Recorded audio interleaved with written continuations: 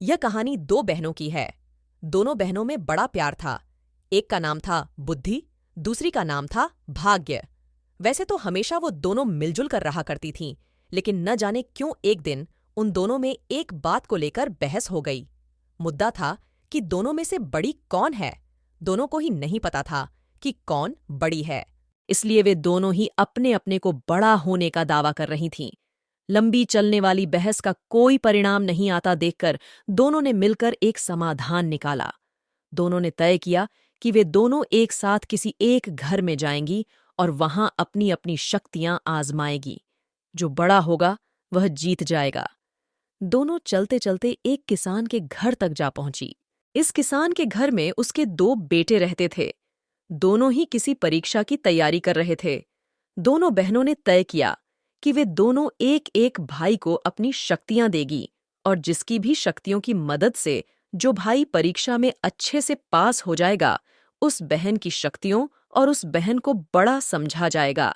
बुद्धि ने अपनी शक्ति किसान के बड़े बेटे को और भाग्य ने छोटे बेटे को दे दी। अब बड़े बेटे को बुद्धि की कृपा की वजह से पढ़ाई में काफी मन लगता, इसलिए वो घंटों तक पढ़ता रहता। किसान का छोटा बेटा, जिसके ऊपर भाग्य ने अपनी कृपा बरसाई थी, वो बिल्कुल पढ़ता नहीं था।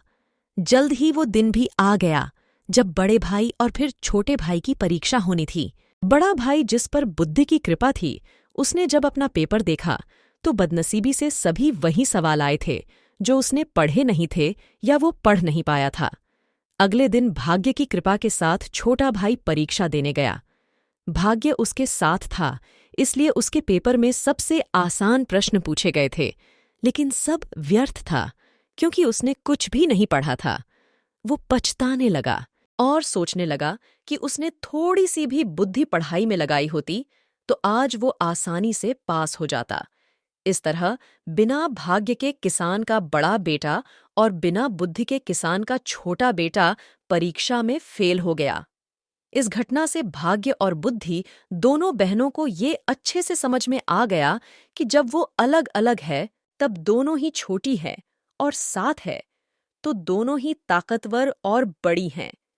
बड़ी ही सरल बात ये कहानी हमें सिखाती है कि हमें भाग्य और मेहनत दोनों को ही अहमियत देनी चाहिए, तभी सफलता निश्चित होती है।